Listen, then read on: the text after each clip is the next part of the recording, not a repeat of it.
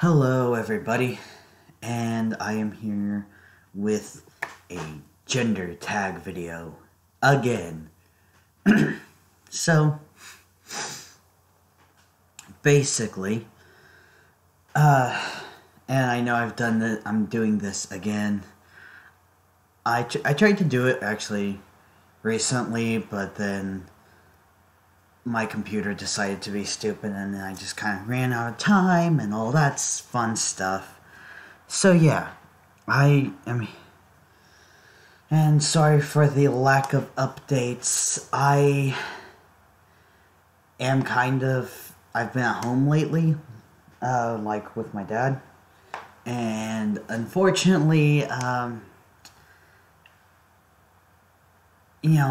just don't feel comfortable making videos with other people around. So, yeah, so I don't know when the next time I'll actually get another video up, but I will definitely try. And the one thing you can definitely count on is these gender tag videos, because I do these about every year. And you might be like, why are you doing this again?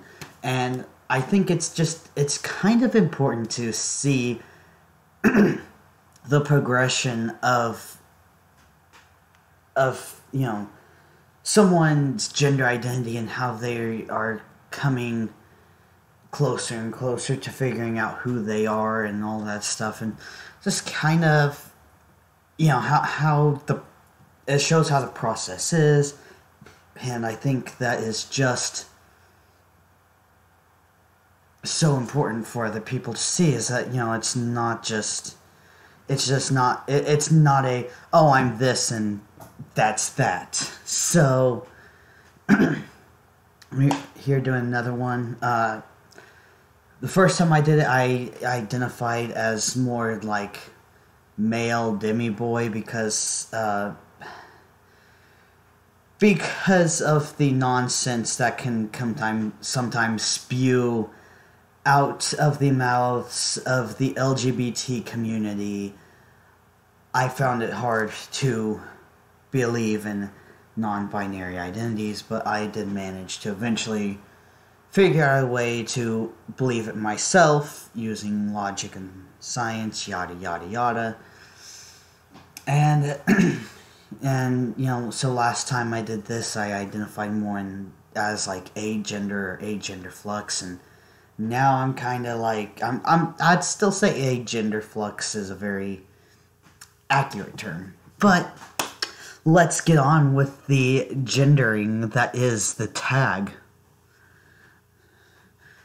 So, and of course, honestly, if you look up the gender tag project, you can find the questions. It's not hard to find. It's a simple Google search. If you want to know more about it, do your own research. Because I'm not reading all of that, the extra little bits of things that is there, because I'm lazy. I just don't want to. Okay. So how do you self-identify your gender, and what does that definition mean to you? Well, man. You guys, I really should be taking care of my allergy stuff before I do videos, but yay, who cares? Anyways,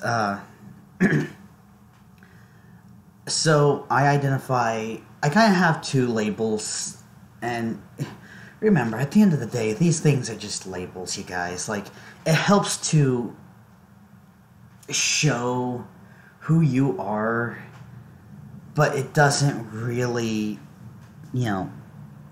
it doesn't, at the end of the day, it doesn't really, the label itself doesn't matter as much as just how you feel, who you are, kind of thing. However, it does help to express that yourself. So And so the two terms that I use is agenderflux or trigender. I identify as those things just because I do find myself fluctuating with 3 different gender identities. Agender mostly, then, male, and then kind of demigirl. I don't really want to say straight up girl because I really don't identify strictly with female. What I do identify with on a female basis is my experience as a female and just that loose connection of being female. So that's how I identify. So, and of course, it's, and those fluctuate, it's kind of like, I'm sorry, you guys, this is probably going to be super long-winded, so bear with me. So, most of the time, the agender part, which usually, if I have to just go with one thing, I'm going to be like, I don't have gender. What's this gender stuff you talk about? I don't know what you're talking about. No, but, seriously, though, it's, it shifts around from anywhere from a third agender to, like,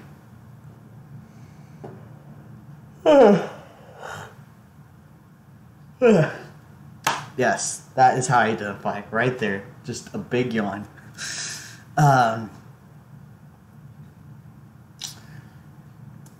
All the way up to just feeling fully, totally, well, maybe with sprinkles of male and female in there, but mostly like 95% agender. And those can vary. It can vary on different days. And then, as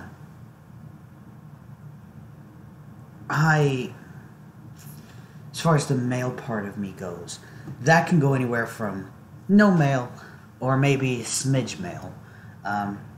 Like, so small it doesn't really matter. Maybe 5%-ish. Maybe even less, I don't know. And all the way up to possibly 2/3 male. And so, I can jump around anywhere between that. So it's kind of like, some days I can feel, very male, but still kind of have a loose connection to that male identity, but still have a lot of that, masculine kind of dysphoria, I guess. As far as the demigirl part goes, it kind of goes like, absolutely, there is no female. There is this, all the way up to possibly even a third of demigirl. And like I said, this is a very loose connection. Now, I will be totally honest, I do have rare occurrences where my gender identity can jump outside of those lines. But it's so rare, I'm not going to count it, because it's kind of like, I mean, it's just, oh man, I forgot what the term for that is. I have not been doing my science-y stuff. I have not been very science-y lately, so I haven't been keeping up with the vocab, but I think it's outlier. There we go. So yeah, I mean, those days are more like outliers, and, even though they exist, I'm not really going to count it. Now, most of the time, I tend to identify anywhere between, like, 40 to 60, percent agender. Like, basically, it's kind of like a little less than half, all the way up to, like, 2/3. is where my gender identity tends to be, with the agender aspect of that gender. And as far as the male part goes, it does tend to be like... It tends to be like a quarter, basically. I mean, it can shift up to even a third, but, you know, it's kind of like most... It kind of varies, but mostly it's at that quarter mark and not so much of the third mark, 1/3 of the identity. And then, of course, you know, what you have left over is going to be demigirl, basically. And, you know, for me, it, you know, that can be anywhere from, like, just kind of traces of demigirl to like one, you know, like 2, 3, 4, 5, like probably 5%, all anywhere between like 5% demigirl and like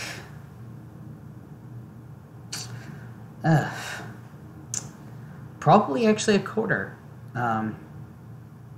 demigirl. So I mean, so yeah, that's kind of where I'm at. Obviously, you know, agender is more of how I experience my gender. And so when people ask me if they want to know, you gotta pick something or be simpler, agender. If I have to be simpler than that, I go with gender neutral, but, you know, whatever. And if they just think that's a load of shit, then I just go with male. Because I would rather be identified as male than girl.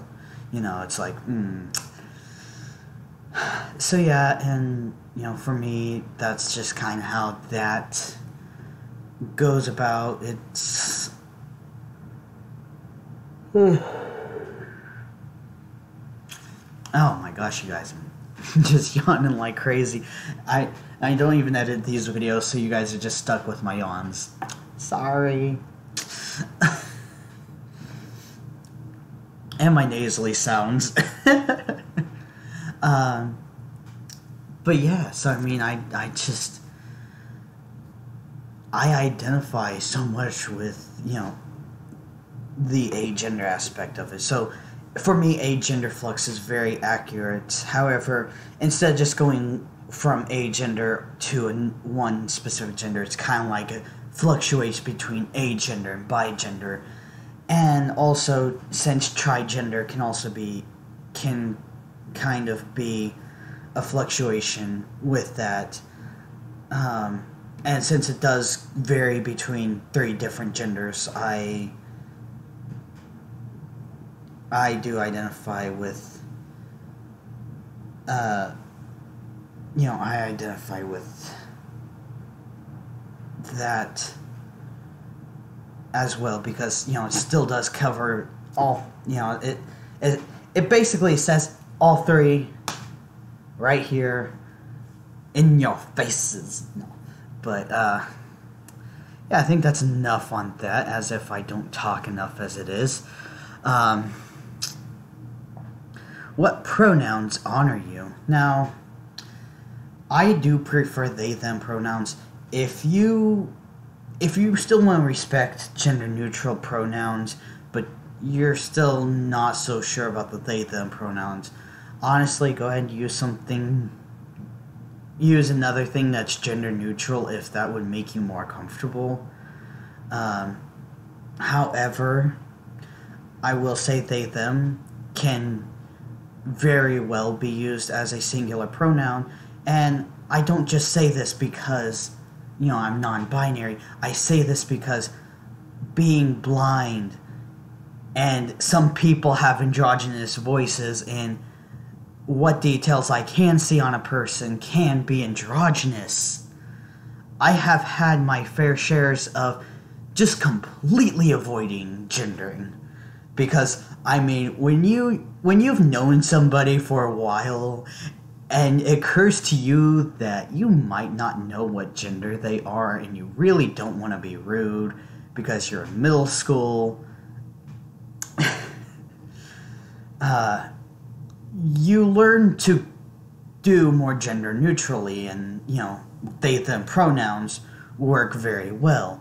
And if you don't know someone, if someone's a boy or a girl, you probably are likely to use they, them pronouns. So I do prefer they, them, and I am perfectly fine with he, him.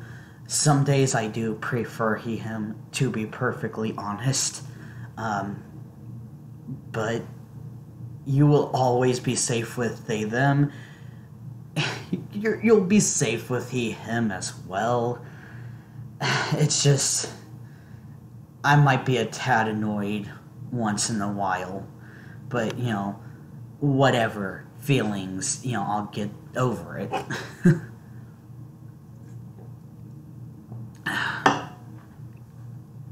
So, yeah, that's enough on that question. Describe the style of clothing that you most often wear. My mouse jumped around a little bit. Okay, yeah, that's the end of that. So, basically, what I wear,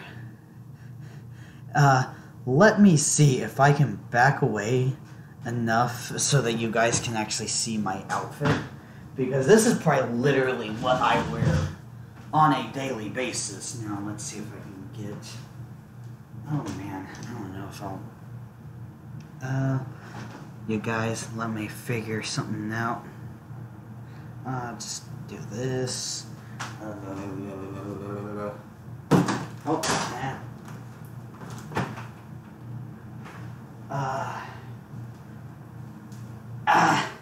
Yes, there we go. So, shorts, t-shirt, sometimes I wear shoes. Right now I don't. I occasionally wear hats for multiple reasons. I really should wear more hats. Unfortunately, they feel really tight on my head sometimes, so I don't really always like to wear them, but it does help me to look more masculine if I wear a hat. And also the bill of, specifically baseball caps, the bill of the hat does help to kind of, one, block out sunlight, but also protect my eyes from roaming tree branches of death. And so, yeah, I mean, that can be useful. And, I tend to wear tennis shoes. Now, if it's winter, and it is, but right now it doesn't feel like winter, so, yeah. But when it feels like winter, I just wear sweatpants, and I wear flannels. I am pretty, I kind of just wear the same thing. I don't, but I do. But that's about it. Oh yeah, and I wear sunglasses, but that's more of an eye thing than a gender thing.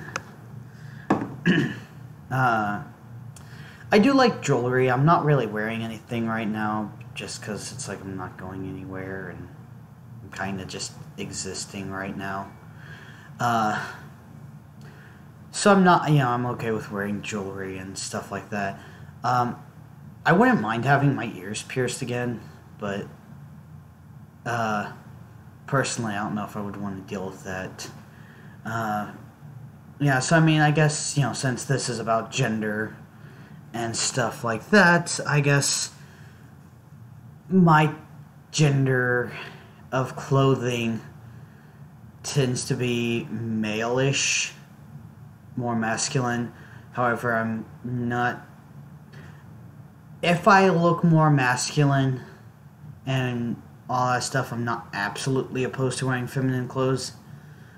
But so long as I'm looking I still kind of look female, I'm not so thrilled about it. For the next question, it is talk about your choices with body hair. How do you style your hair? Do you have facial hair? What do you choose to shave or choose not to shave? So,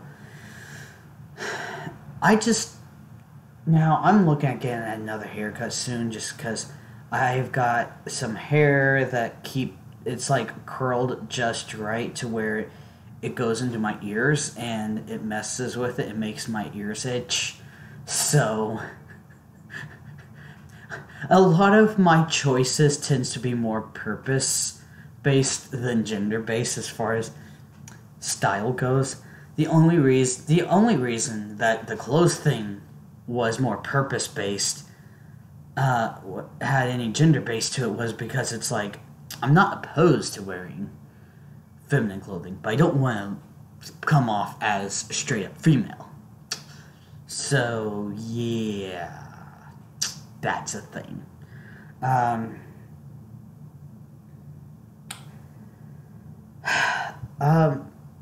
Of course I have facial hair. Now, if I didn't have tits, boy howdy, I would probably prefer to be, smooth here. However, I do like sideburns. I really like having sideburns. It just feels right. But I'm okay. I'm neutral about the beard thing. I'm kind of like, the only reason I love it right now is because it does contradict the tits. And yeah, I mean, it's just, so I would be okay with having a goatee. I would not be absolutely against it. Kind of just look more like a villain or something. Just, but, I mean, that's about it. As far as everything else goes, I shave if or trim hair if it gets in the way, but, for the most part, it's not really gender-based. It's more of I just really don't care right now to do it. Now, if we lived in a magical world where you didn't have to go through so much effort and risk, cutting yourself and all that stuff to be shaved, I'd be smooth everywhere with the exception of here, my sideburns, and the top of my head. I would love to be smooth everywhere else, And, however, the effort that goes into trying to shave is not all that much worth it, to me at least. With the exception of sometimes I get distracted by leg hair, and if I get distracted enough and I start picking at my hairs, I'm like, maybe I should just shave. But that, like I said, it's more purpose-based, and that's just how it is. I also do have a little bit of mustache hair, which once again serves the same purpose as the beard, but the mustache part really isn't coming in that much. It's like peachy fuzz. Everything the mustache is definitely just peach fuzz.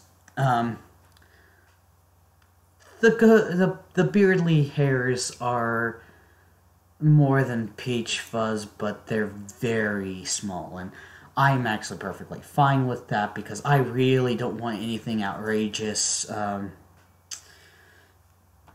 don't want to be a wizard. Don't want to have a wizard beard. And of course, as far as hair goes, I don't mind having long hair. It's just, it's a pain sometimes to deal with, and a lot of effort. And if you're just, and I've been depressed for years, And it's like, that's just an extra load of crap that I have to deal with. And then, it's kind of like, and then you have to use more shampoo because I mean, especially my hair is so thick that it's, boy howdy, bust out that mane and tail shampoo. But, if I had long hair, but, having shorter hair, it's like, oh, okay, I don't really have to. I say mane and tail shampoo because I know a lot of people who have long hair who use that. And so I know it's weird, y'all, but what you expect? But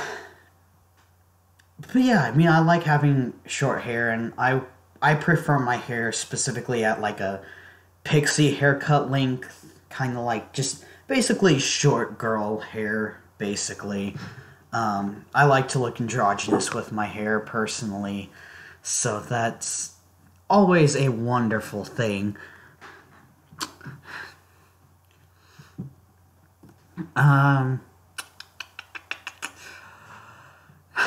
Da blah blah blah. Okay. Oh yeah, as far as styling hair goes, I don't. Plain and simple. I do sometimes dye my hair. Sometimes, if I had more, if I was more out and about having to do things, and I needed to, basically, if I wasn't just doing nothing all the time like I currently am, I'd probably be more likely to try to at least make it kind of look a little spiky, because I do like spiky hair, but that's about it. Anyways, next question before I go on another tangent or something, I don't know. Talk about cosmetics. Do you choose to wear makeup? Do you paint your nails? What types of soaps and perfumes do you use, if any? God, I'm sorry, but this just occurred to me that it's just like, soap and perfumes do you use, if any? Like, why the hell are you not using soap, honey? Like, please, use some damn soap. Seriously. As far as cosmetics go, I don't really wear makeup. The only thing I do is maybe paint my nails. Now, once in a blue moon, I would be willing to wear makeup, but it's just that it's once in a blue moon. And so yeah, I mean, and I'll be honest, like, now that I think about it, I actually, that is probably, it probably is about as often as actual what they call blue moon is. So, I mean, it happens about that often, so that I would actually wear face makeup. Of course, I do wear chapstick, but that's, once again, it's based more on purpose. Now when I am trying to make myself look a little bit better and not have so many pimples everywhere and not be disgusting and oily, I will put like alcohol, like rubbing alcohol on my face. I know that's not the best thing, because it can damage your skin, I guess, but I mean, at this point, I don't care. I just really don't, because it's like, dude, all I want is my face to not be so oily right now. And it has been effective with the pimple things. Like, I notice I do have less pimples when putting alcohol on my face. So, I mean, that is still better than nothing. And it's cheaper than having to try to actually go out and buy something. Um,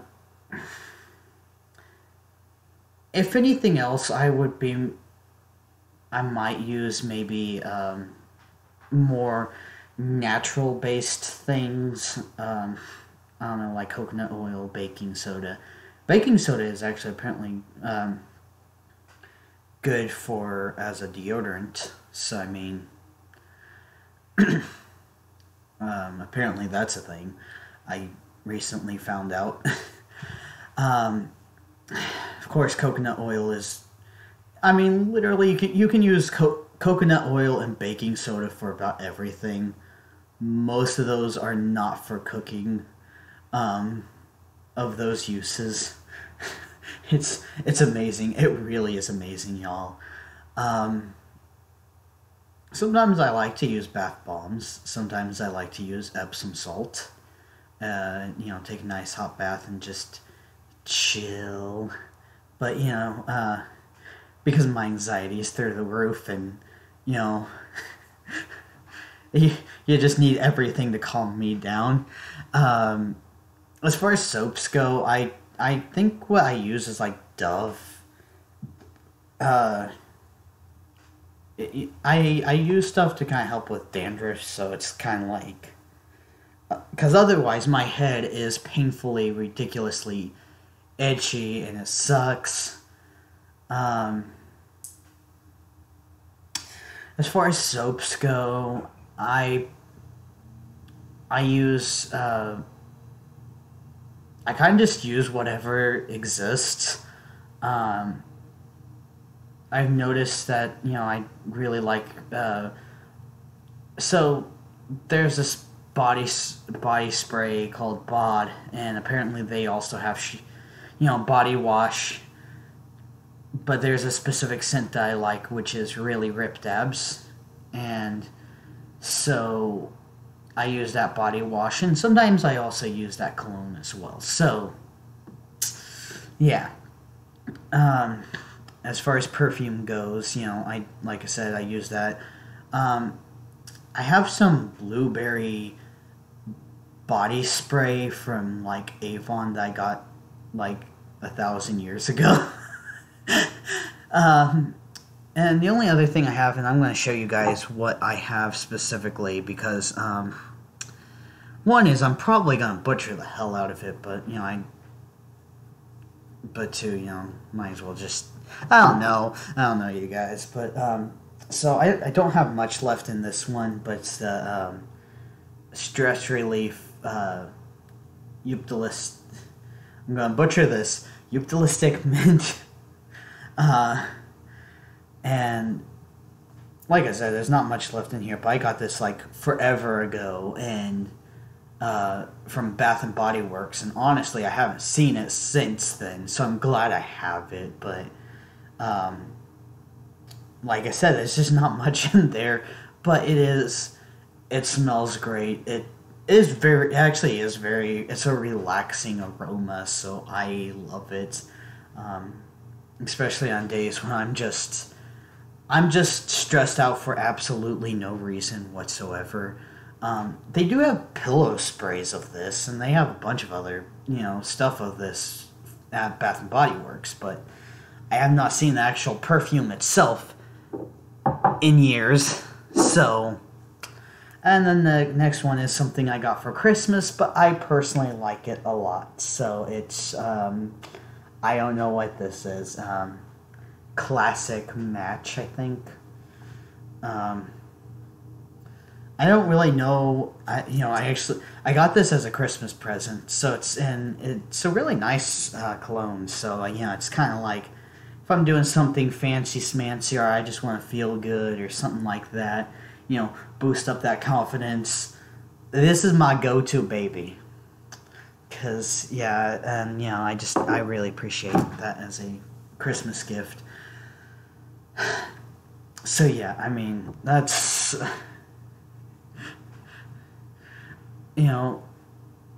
that's just who I am, I guess. It's just I like things. I don't know what I'm saying anymore, you guys. I'm making things jump around. Okay, Next question. Number 6. Have you experienced being misgendered? If so, how often? Oh boy, howdy.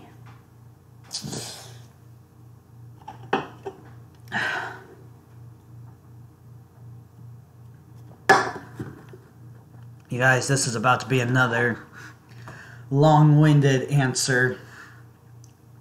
So,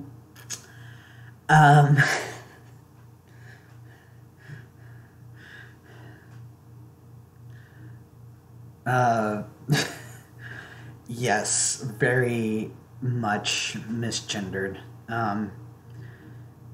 Now, I guess because of pronouns that I use, you're probably like, well, what's considered misgendering? And I consider just calling me she, her misgendering.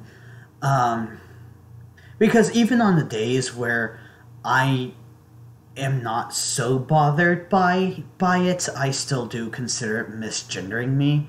And especially when people specifically refer to me as my last, my old name and all that stuff. It makes me greatly uncomfortable. So yeah. Now, when I was over at college, and just so y'all know, I left college. God,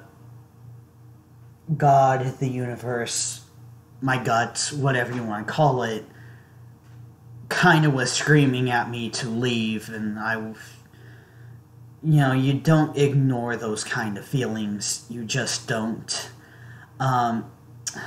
And it does seem like some drama has been breaking out on the campus, from what I've been keeping tabs on. So, yeah, it's probably good. It's probably a good thing I left. And I left on good academic standing, so it doesn't have anything to do with my academics. In fact, I have been having this sad feeling of wanting to go back because I'm like, I could, maybe I can still get back because I'm still on good academic standing. I can still, and I can still do this, whatever. But I have to listen to my heart, and yeah. Anyways, so being on a college campus, of course, which, I mean, it's expected, honestly, that I wouldn't get so misgendered, and that's kind of where I started all of this, really, was just at college. I started experimenting, and, so I went there without anybody, without anybody knowing that I identified previously as anything else. Or at least, besides roommates and stuff like that. Now, but now that I'm home right now, it is, it's been miserable, as far as gendering goes, and I'm noticing I'm getting more and more depressed again, which, I'm just trying to save enough money to get out, and that's, so, like I said, I might not be able to upload more just because once I do get out here, I don't really know how often I'll be able to actually do videos and stuff like that, but I figure I'm alone now, so I'm going to deal with this. As far as being misgendered, it's just, I am constantly considered a girl, and, my dad he kind of feels okay-ish, not completely-ish, but he's kind of like almost okay with considering me gender neutral. But he will absolutely not consider me male. So I'm kind of working with what I can get. He still just completely considers me a girl. And he honestly kind of, he unintentionally guilt trips me about it. So it's kind of like, it's a complicated situation, but, it's kind of like, I think he probably just feels like I killed his baby girl or something, and I just, and he'll just try to come up with excuses why that's not the case, but it's just kind of like, and he doesn't mean to, but he just does it, So it's kind of hard for me to, I can't really hate him over it because I know he's not trying to do that, but he's doing it anyways. So, and it's really hard to approach him on this topic because he doesn't really want to hear about it, It's just, he just makes me feel bad about being anything else besides a girl. And,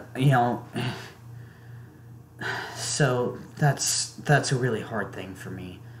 And of course my cousin, he lives with us, and he's the type of cousin that he's usually in his room, which is perfectly fine by me. But when he is around, I do get misgendered by him. I really don't know how he feels about it, and honestly, he doesn't really specifically. He only says like, "Hi Sarah" or whatever, and that's that's it. But it's not like it's not like I'm hearing it constantly from him. So honestly, I really don't care as far as he goes in gendering, and it's like, probably once I move and he moves out, we'll probably hardly ever see each other anymore anyways.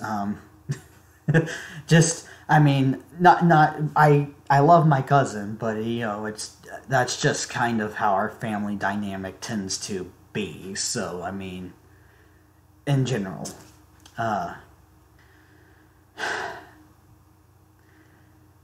and as far as my siblings go, when they are here, the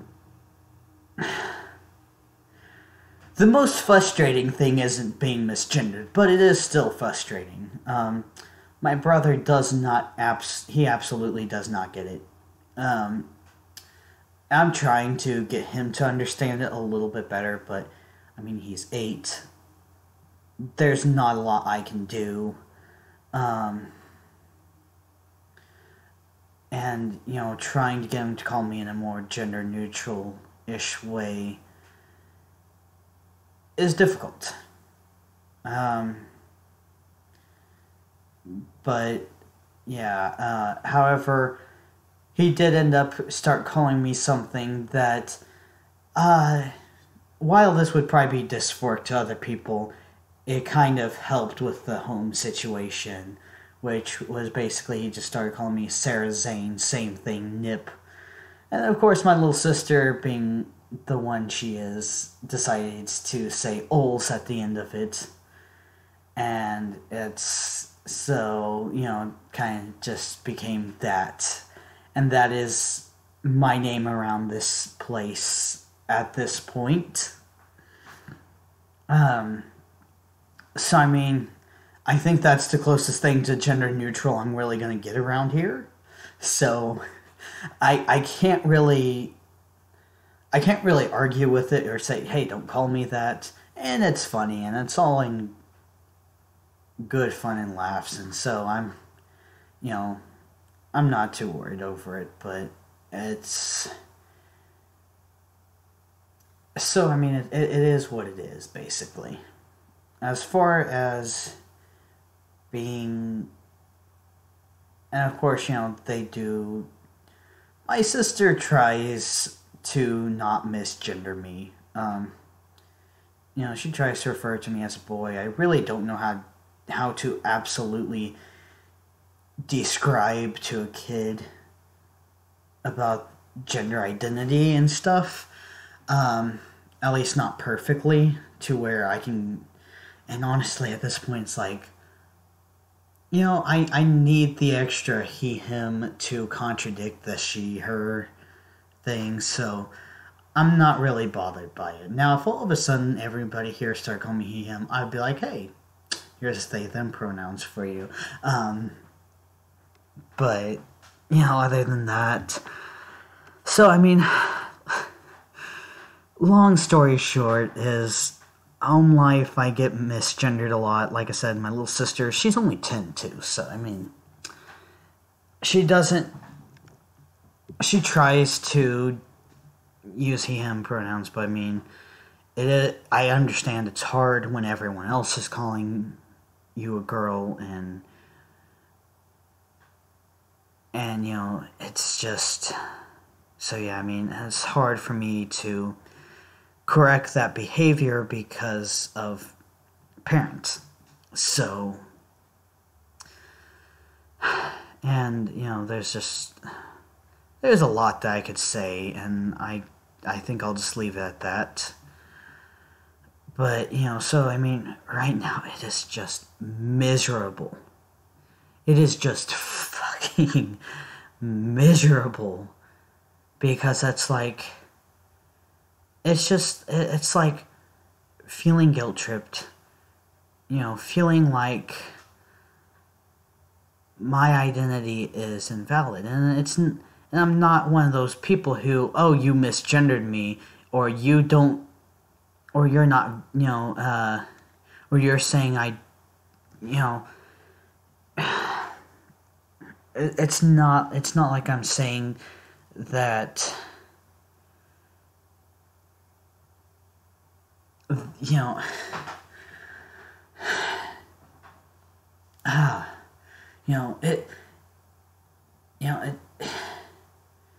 it's not like I am, it's not like someone just misgendered me once, and, or and it's not like it's just one person in my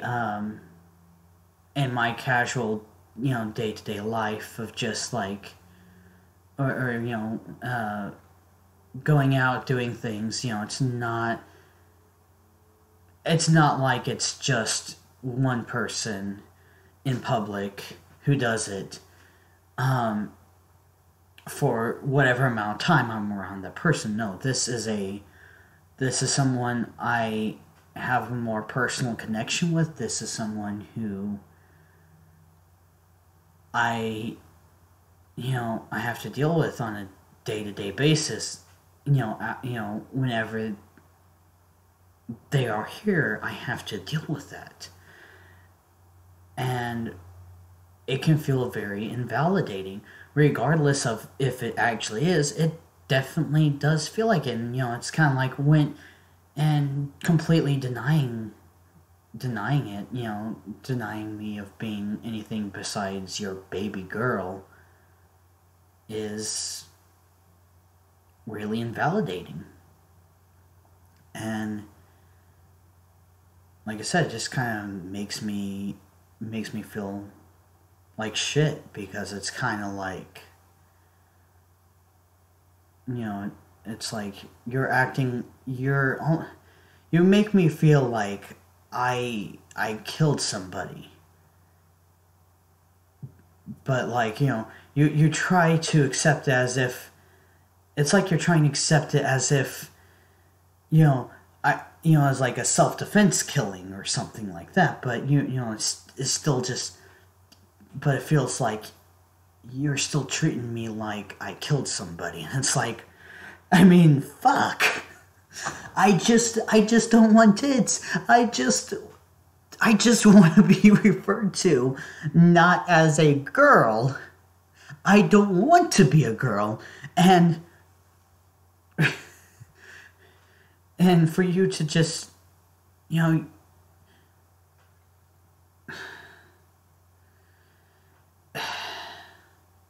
I understand where he's coming from, but that doesn't mean it doesn't hurt. So, I mean, there is a lot of pain that goes into it, and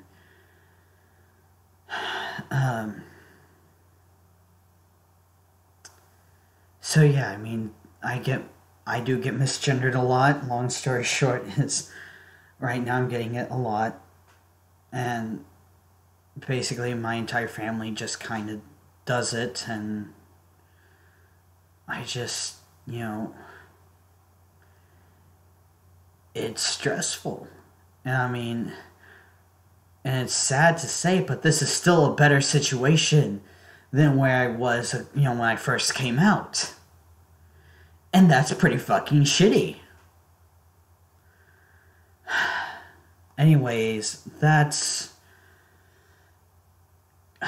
I could go on for 1,000 years onto this, because this is something I have to deal with, because look, it's just my life right now. And I've been depressed before. It's nothing new, and I know that he doesn't mean to do it, but I know they don't mean to hurt me, but they're they are essentially putting their own feelings above me.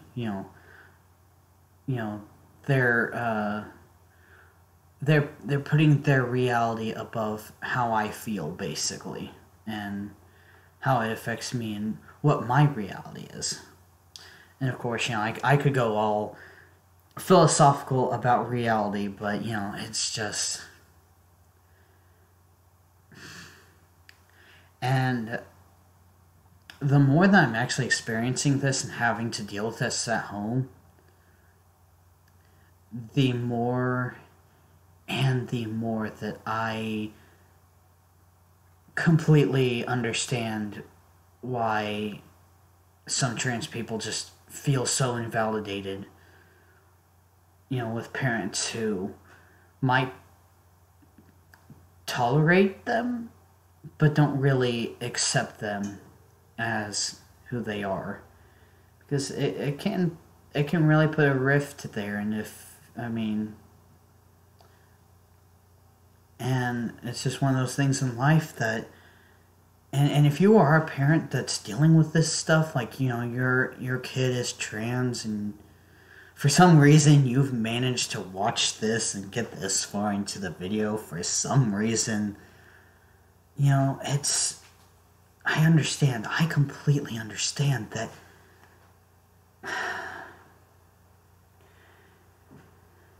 I understand that you're probably confused and hurting, and what you have seen and something that you care about so much is different. But denying them to be who they are, and denying recognizing them for who they are right now, is going to put a rift between you and your child, because they're going to start hurting and they're going to feel attacked by you. And even if you don't mean to, it's like, just because a kid, just because somebody accidentally hurts someone else, it doesn't mean that person doesn't hurt.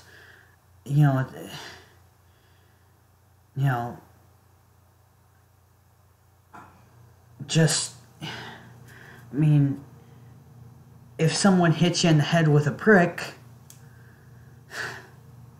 it doesn't mean your head still doesn't hurt. If someone hits you with a car, it doesn't mean it doesn't hurt. Yeah, I know I'm using extreme pains, but I guess the emotional equivalent of physical pain for this is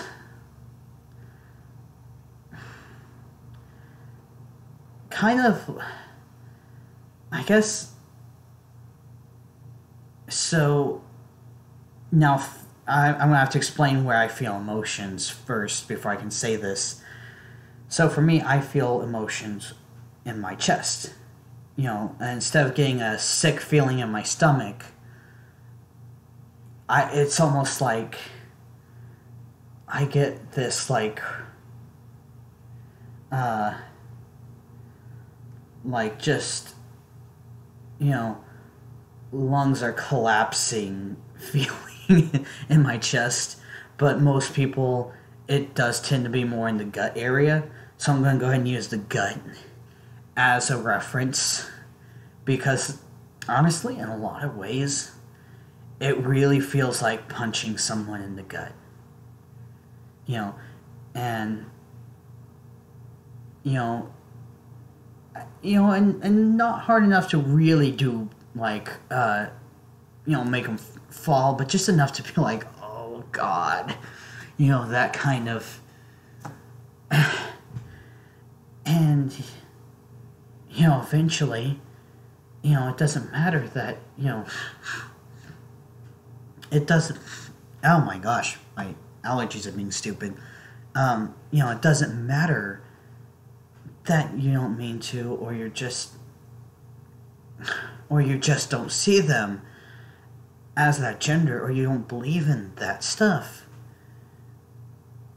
It still hurts, and if you are willing to risk that rift because of how you feel about it, you're going to risk losing your child. Because I tend to have more patience. Actually, I have more patience, but at the same time, I don't. I have more patience for those that truly don't mean it, don't mean to hurt someone, like my dad. I have more patience for that. However, I know other people would be done very quickly. And honestly, that's another reason I don't want to be here anymore, is because that's just it. And yeah, I mean, it just hurts. It really does. And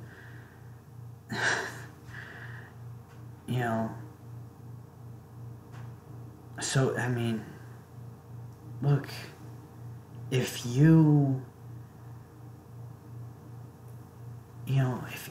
if you're having a hard time accepting your kid for who they are, you might risk losing them. If you love them enough, you're gonna have to change your perception on reality. And that doesn't mean that you have to blindly support them. It just means that, try to make sure they're safe along the way. I mean, hell, if you can be supportive of them, you might actually just,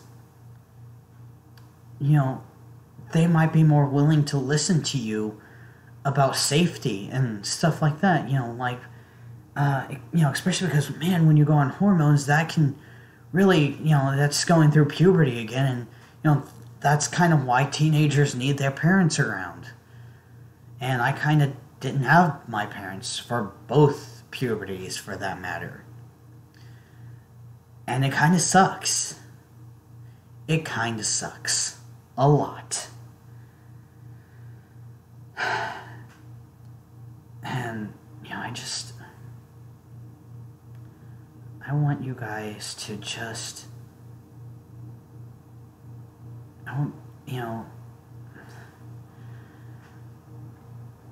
you don't, like I said, you don't have to be like, oh, good for you. Oh, I'm so proud of you for figuring out who you are. You don't have to be like that. You don't. You really don't. And if your child does have that expectation of you, honestly, that's too much. That is too much. I'm sorry, but it is. However, just saying that, hey, you know, I do have my concerns with you doing this, but I want you to be safe about this, but I will try to you know, confirm your identity. And also keep in mind, most trans people, it doesn't happen overnight. It really does not happen overnight.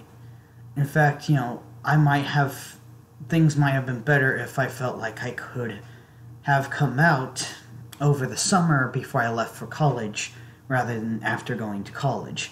But I had to experiment and see if I really identified that way. So it took months. It took months for me between thinking, you know, hey, I'm trans, to saying, hey, I'm trans.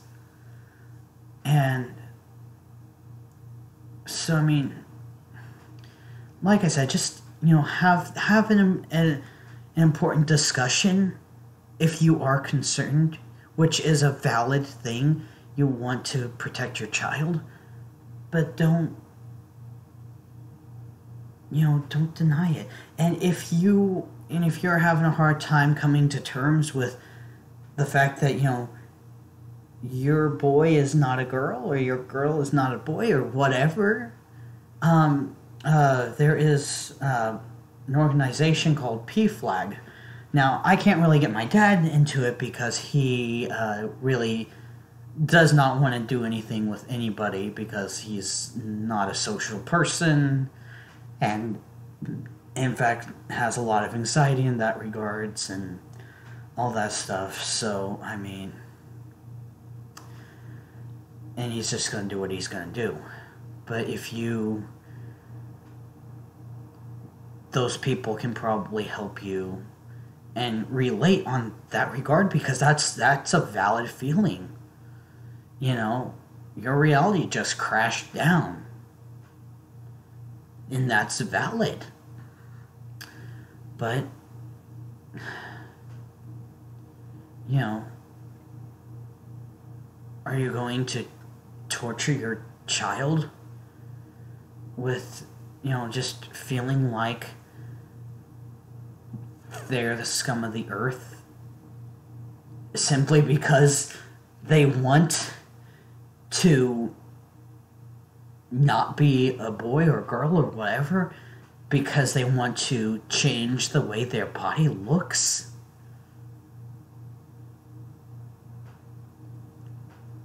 It's not that hard. So yeah, I mean, and I'm sorry, you guys, I'm so sorry this question ended up being story time, but it's just...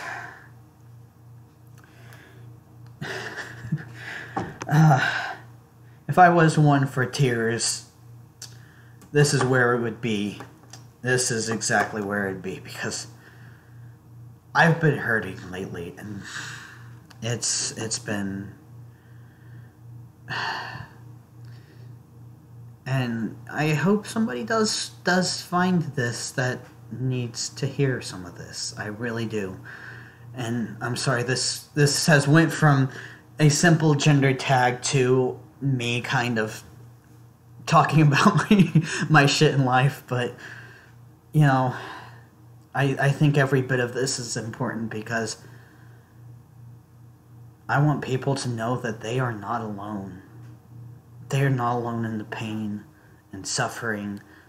They're not alone in being, you know, a trans conservative. They're not alone in being a non-binary conservative. They're not alone in just simply being who they are and loving who they are.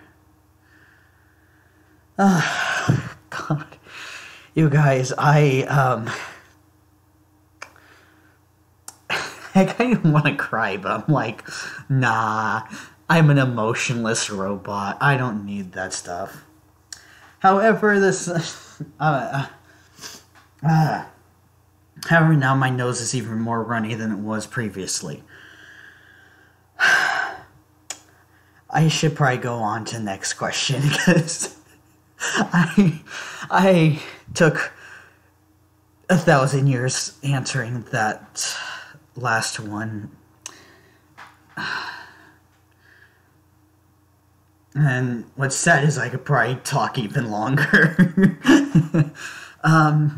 Okay, so how do you experience dysphoria? How does that affect you? Oh lordy. Oh lordy. You guys.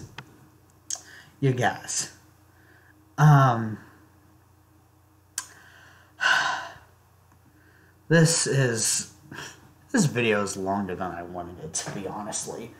I have to get water because I'm out of soda. Well, the way that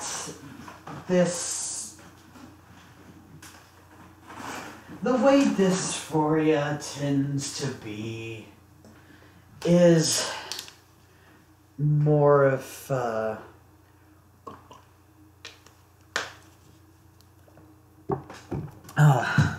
it tends for me, so you're probably thinking, oh, you're non-binary and you're just kind of and you're probably thinking, well, they probably don't experience dysphoria. They're probably a transgender.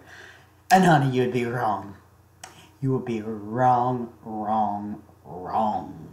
Because I definitely experience it. The worst of it that affects me the most is probably, the chest area, if I'm being honest. Now, this one's kind of... Now, my dysphoria in general is kind of weird. But, even when I am at my peak of feeling female, I just don't see myself having boobs. I just really don't. Like, there is nothing that makes me say, oh, I should have boobs, I just, and honestly, I don't really experience sensation there, so I mean, it's kind of like, it's kind of more like an anti-phantom boob kind of feeling, I guess, because it's like, it's like I honestly probably feel, I can feel myself having a dick about as much as I can feel having tits. So yeah, I mean, which is really bad considering, yeah. But, for the most part, it's just... So, specifically with that dysphoria that I experience with my chest, it is the worst. It makes me depressed. It makes me unmotivated.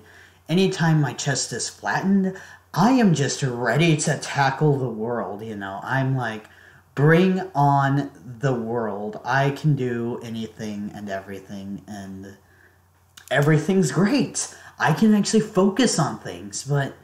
And that is another reason, well, I'm trying to move, and I'm trying to do a lot, but I realized I cannot do school until I get that taken care of. I'm just not emotionally ready for it, and, and people think that,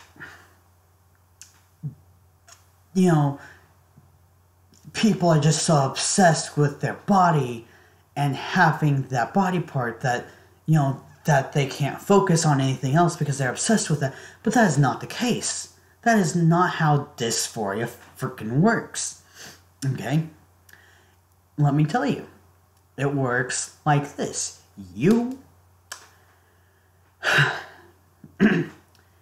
You know, every day that you have boobs and you think to yourself, I really shouldn't have these. At first, it's kind of, it's like, day one, you might be like, oh, this is fun, jiggle, jiggle, jiggle, jiggle, jiggle. And day two, you're probably still like, jiggle, jiggle, jiggle, jiggle. And, after first week, you're kind of like, jiggle, jiggle, yeah, yeah. But, after months and years of having boobs, you notice that it kind of upsets you. It kind of makes you sad. And it's not that you're so depressed. Well, you get depressed because, you have, well, for me, I get really depressed because I have boobs. And it's not the fact that I have boobs, but it's the fact that I get depressed. And because, the depression happens every single day, and I feel like crap every single day, that it makes it harder and harder and harder to do anything because you're not motivated because you're depressed. And this is for anybody who's depressed. Anybody who is in a situation where depression is kicking their freaking butt, they're not going to perform well. And this isn't just for having dysphoria. However, in this case, that is the source of depression. And that's why people want to get rid of them so bad, That's why I want to get rid of it so bad, is because I'm depressed. I am depressed as hell because I have these, and that depression gets so overwhelming that you're not motivated, you're just, it's like you literally only have enough motivation to live, if that. How the hell do you expect anybody who only has that much motivation, who has that much energy, to do things successfully? And I have come to the realization that in order for me to be at my full potential, I need to get these damn things out of my way. Because it's overwhelming. And like I said, it's not that having boobs is overwhelming. It's that I get depressed over it. It just gets depressing because you're like, this shouldn't be there. They're just in the way. And, everything just feels wrong about having them. So, you feel depressed. And it's because you are so depressed that,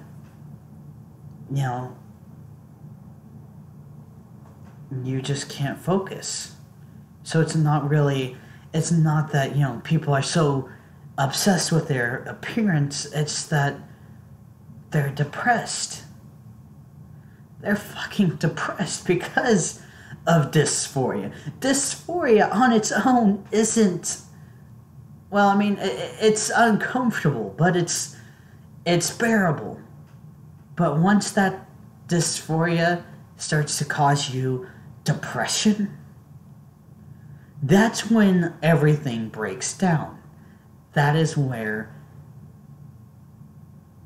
it is so essential for people like us to do this. And unfortunately, I am poor as hell and can't really afford it. So, I mean, and like I said, I could maybe pull out of college, at least I could probably do community college and do okay in that. And I was doing okay at a university, but it's like, I just noticed that there was a lot of things going wrong, and it's kind of like,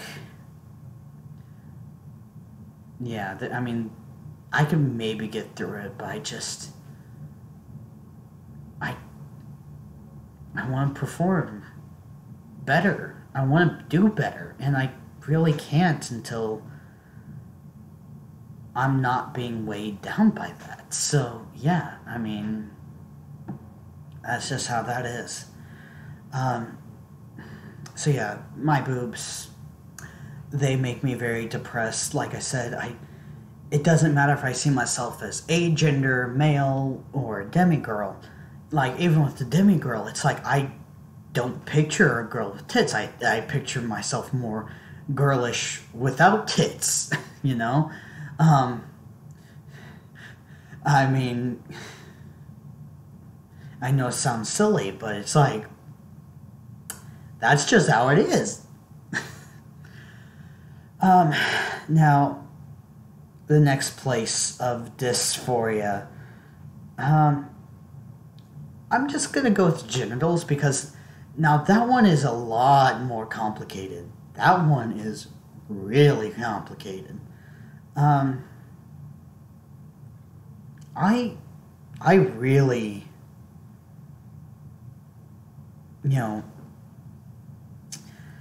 I kind of experience a weird combo of euphoria and dysphoria with that, because it's kind of like, now, actually, before specifically with the internal organs, I do experience dysphoria. It's kind of weird. It's not nearly as bad as the boobs, but it still is kind of a me, I don't like this, kind of like,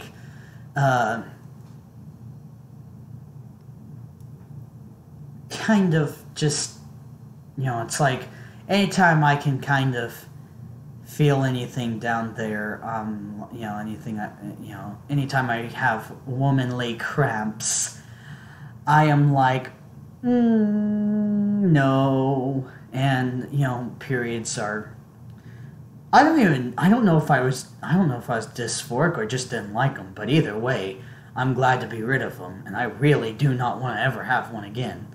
I think one of the reasons I was able to deal with periods as much as I did was just because, one, I had fairly normal cycles, but two, and they weren't too terribly bad, but two is I was,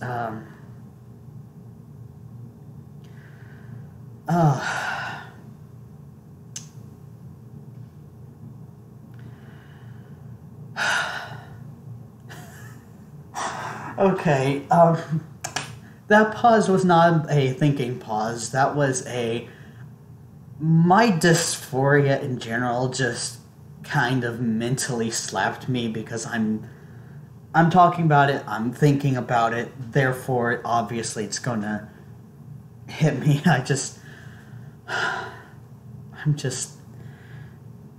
I know I can be so much better. I can be a better person.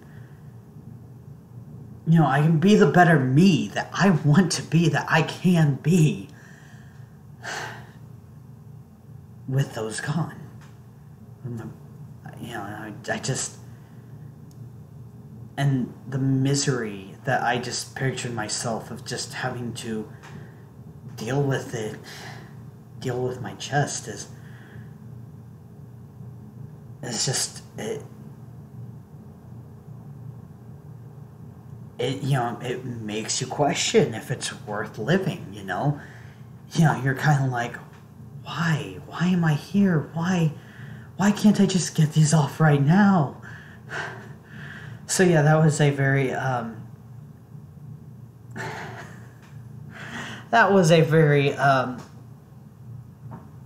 very large hit of dysphoria, just kind of being like, you still have tits and you're stuck with it and you don't have a way to get rid of it and you're just screwed. And that just really made me really sad, and I just... Like I said, there's a lot running through my mind right now, so it's, you know, it's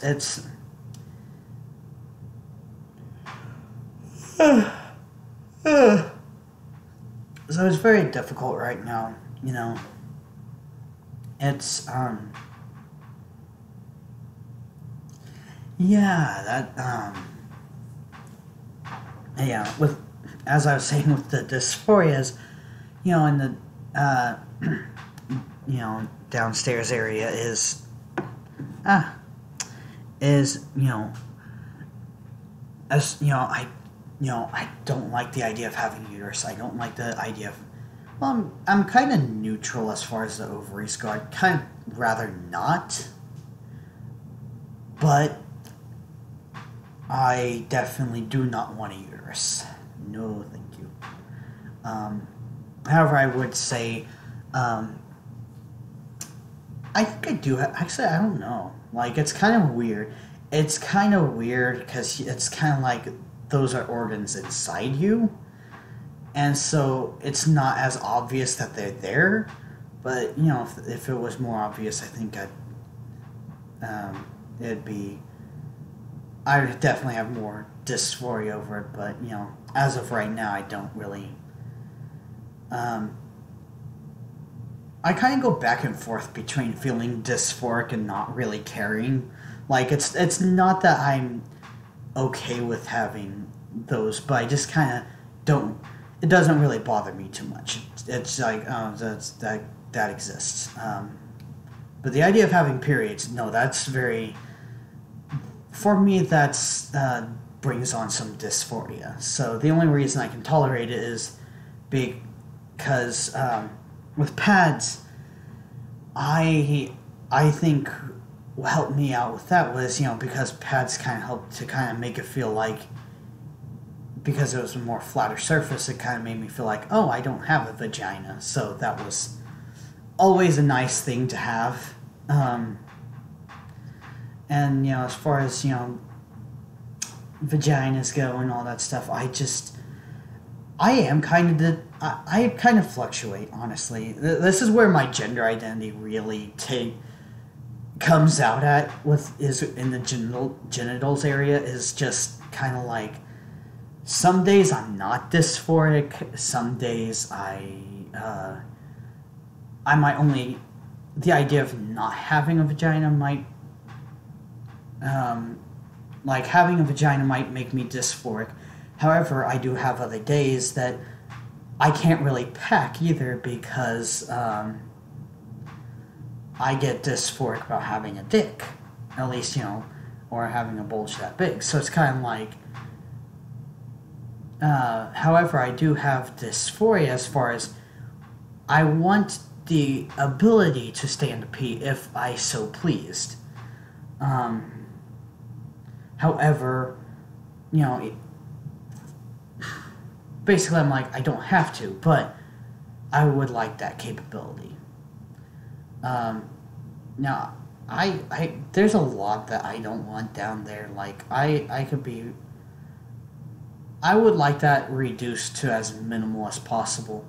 Now, the description for metoidioplasty is probably actually ultimately what I would like to have, because it's, you know, and without testicular implants, that's probably the most I would want, is because it's like, it'd be just big enough that I would be okay with a penis that size if I, you know, depending on my dysphoria, you know, if I am having dysphoria over having either genitalia, I could still tolerate that because that would still be very minimal, but I'd also like to have that because when I do want to have a dick, yeah. And, you know, sometimes, you know, for me, I see myself with a, like, I don't know, 3-inch dick. And honestly, I could be fine with anything in between 2 inches to, 3.5. I think if it reaches 4, that's too big for me personally. So I mean, I would not be one to please a woman.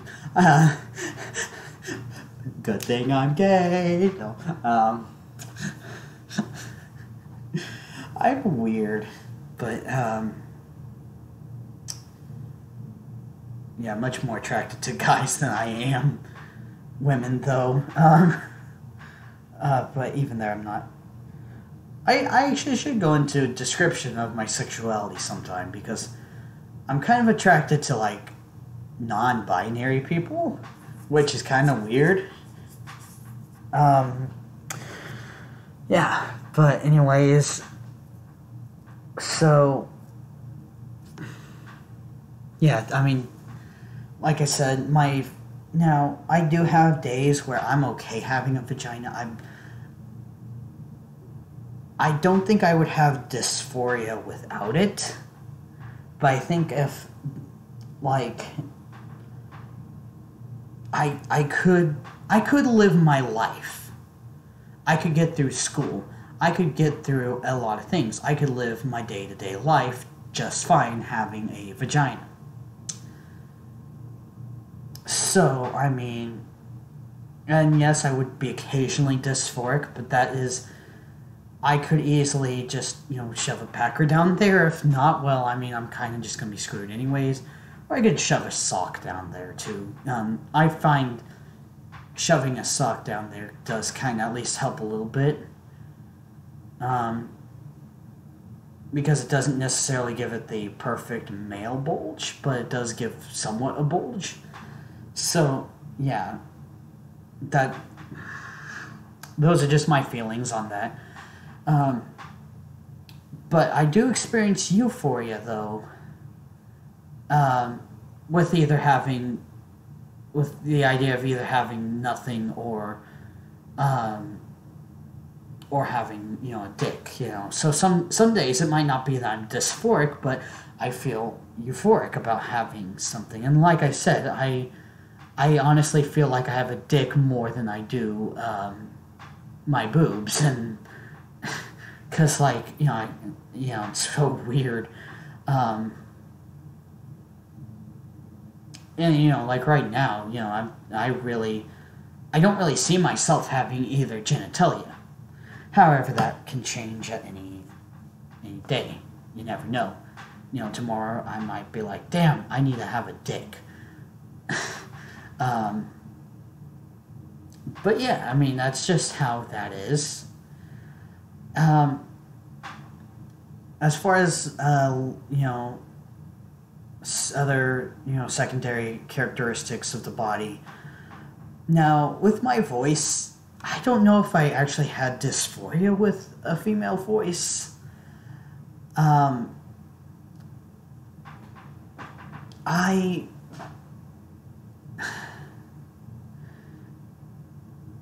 would have to say that. Now, actually, I'm going to give you guys a good example of what I wish I could look like. Now, if y'all have watched Steven Universe, it's really gay. It's not that gay, but it's loved by all the gays, and there's this fusion between Steven and Pearl that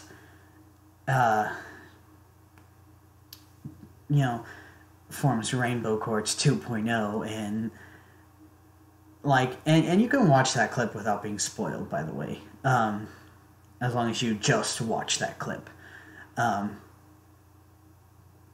But it's but just the way the gender identity and the gender expression is basically how I wish I could look and sound. Like, I would love to have an androgynous voice that still has a tinge of masculine to it. However, like, the rest of their body is beautifully androgynous.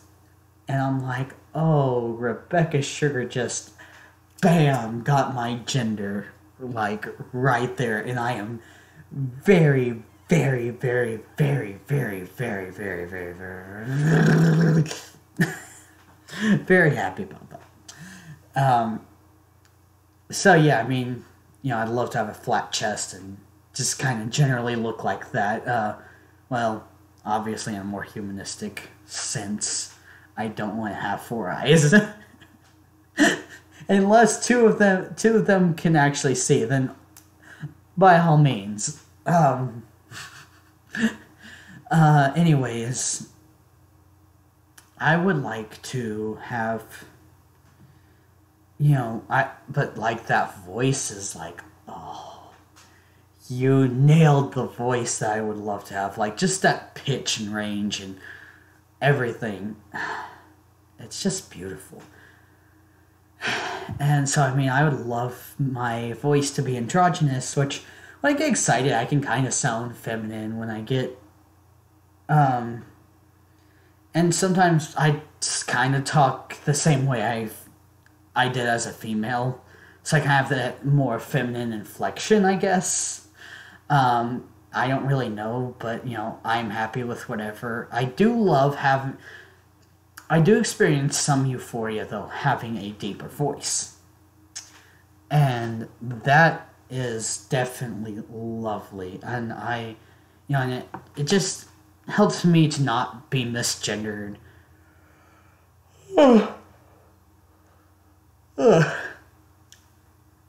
But yeah, I mean, I just love it. I love having my voice deeper.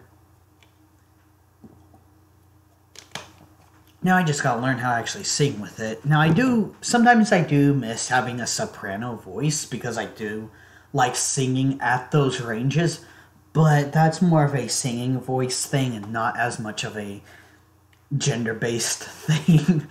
And I was never really good at singing anyways, so, yeah, I mean, for me, it doesn't really matter that much. Like I said, I hated my voice. I really did, but I don't really know if that was because of dysphoria, or if I just hated my voice because I hated my voice. But, right now I can tolerate hearing myself talk. Whereas, before I wanted to push myself down. I'd rather push myself down a flight of stairs than listen to my voice. And I will be honest, I mean that quite literally, too. Because I'm like, honestly, like, okay, I'd rather endure physical pain than deal with that. But I never thought of it as dysphoria. But maybe it was. I don't know. But I can say I do love having a deeper voice. And so I will definitely say, at the very least, this is a euphoric thing for me. Yeah. Now, as far as, like, I like having feminine curves. And honestly, I think I would rather have a more feminine face, if I'm being honest. Now, I really never had a feminine face to begin with. However, I do have my concerns that with, becoming more masculine, I might get dysphoric, especially once I lose weight and my face isn't so fat. Fat and chubby.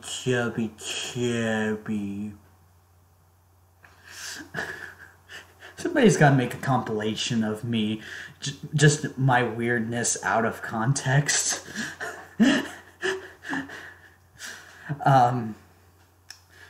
Gosh, but yeah, so I mean, but I really,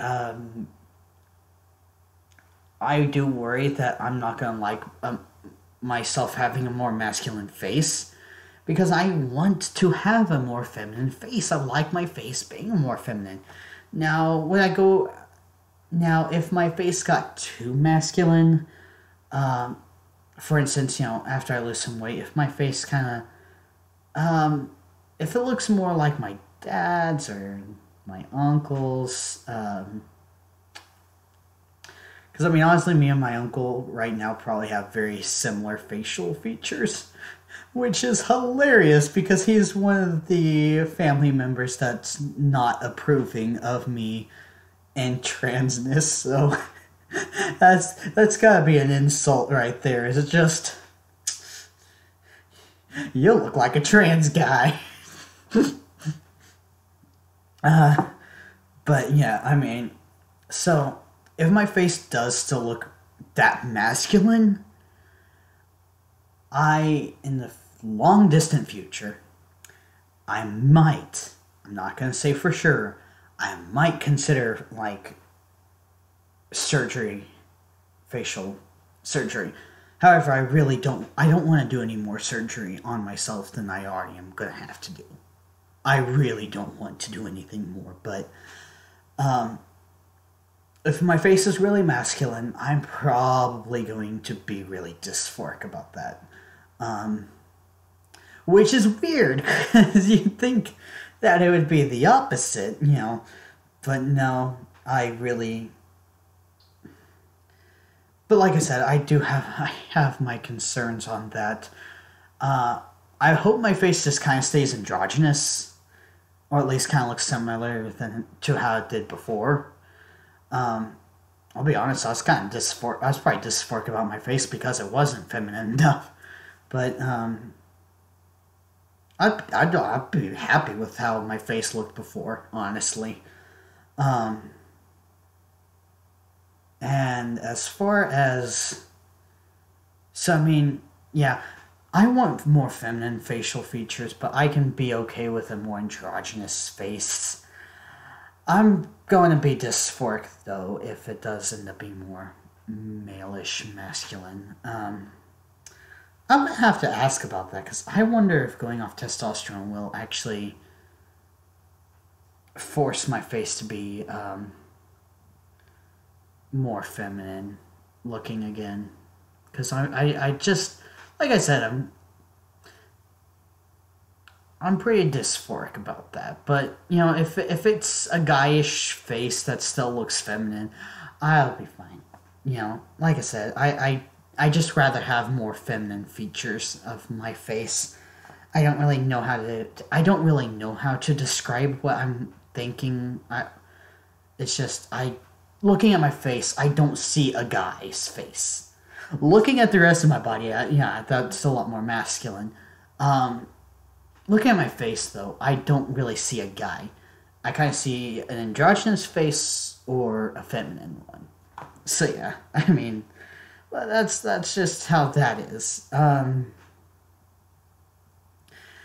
as far as... So, like I said, I kind of have a weird, jumbled mess of dysphoria. This is why I don't strictly identify as male. However, I am a lot more male because a lot of, what people consider to be male or female does tend to be dysphoric in the masculine direction. Or at least genderless direction. Yeah. As far as, expression and social dysphoria goes, now, with my expression, I'm just kind of like, look, you can deal with... I don't expect you to... Now, if I look like a girl, I don't expect you to say that I'm a guy. But, so, I'm going to try to look either androgynous or look like a male as far as expression goes. But, I don't really have that much dysphoria as far as expression goes. Right now, I only have a lot of dysphoria because of wearing dresses and how that is associated with being a female, but I just think, guys should be we should normalize it. We should normalize men wearing dresses in public, because it's like, it's just a piece of cloth. Like, like seriously. We shouldn't get our undies in a twist over it, Anyways, as far as social dysphoria goes, well, with the misgendering question, you can probably tell that I have a lot of social dysphoria as well.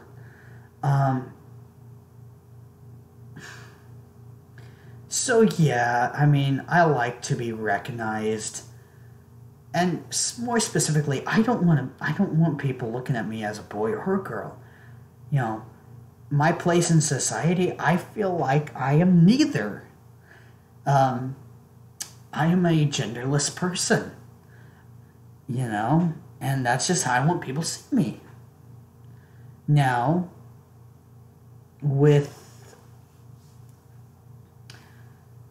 Now, however, I'm okay being seen as male.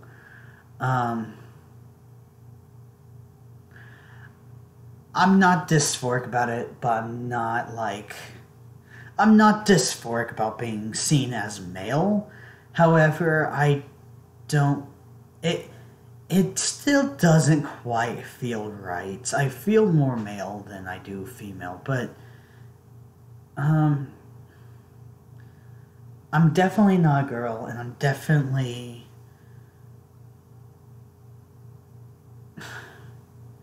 I guess socially I don't really want to be seen as a guy.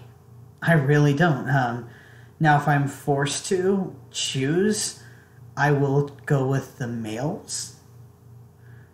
But I just, I don't see myself as a girl. I don't see myself as a guy. I just don't see myself as either. And, that's just how I am socially with that, is, so, I know I do look more masculine, and a lot of my transition is more masculine, but if y'all can, just try to not see me as either gender, basically. That's all I'm asking. It's not a lot. I'm not here to, be like, you have to respect my gender identity or you're a bigot. I'm not gonna be like that. It's just, it's more of how I perceive myself. And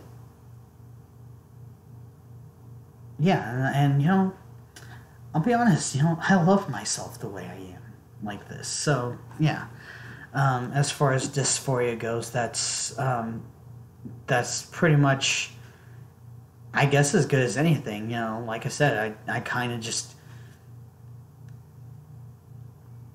I don't really mind how I look, but I do tend to want to look more either androgynous or masculine. And, so, that's just kind of how that is. Okay, oh lordy, I have taken way too much time. You guys, why do you watch my videos? And sorry if I don't actually... Sometimes I don't respond to comments. That is also a side effect of my dysphoria, is I get too depressed to actually do anything. So, and then your comments kind of just get lost to the void of time. So, yeah, that is an effect of dysphoria for me, is I forget and I get too depressed to actually check people's comments on my videos, so I am so sorry. I should be better about that, even though I should blame my dysphoria for it, but that really is where... my dysphoria makes me depressed. What do you expect from me? Anyways, okay, question number 8. Talk about children. Are you interested in having children? Would you want to carry a child if that were an option for you? Do you want to be a primary caretaker for any children you may have? Okay, so I have a little brother and sister. I don't want kids. If I ever have kids, I want one child. One child at a time, please. And yeah, I've come to the realization that I never want to have two children at once. Never, ever, ever, ever, ever, ever. That's the only time you're going to actually hear me say never, ever about anything. Is because, honestly, kids are a pain in the butt. It's like having to deal with society, but you have to deal with it 24/7. And for the rest of your life. No thank you. I don't know how I feel about my description of that, but I'm okay with what I've done. Hey, don't do things on me, computer. Yeah, I mean, let's see. Talk about so I'm not interested in having kids right now. If I ever do get interested, it's going to be one child, at least one child at a time. Would you want to carry a child if that were an option for you? Not really. It's more than just being trans. My disability is hereditary. Specifically, it tends to go down the female line of the family. So, yeah, and, I have anxiety and depression and dysphoria and, well, things like that. Those are more, your kids are more likely to, they aren't guaranteed to have it, but they are more likely to have it if you have it. I just don't want to screw over a kid. I really don't.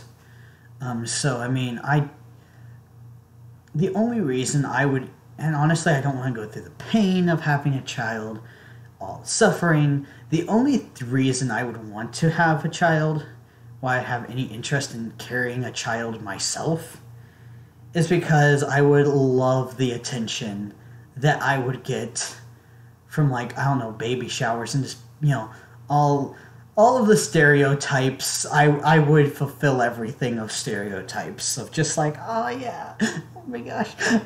But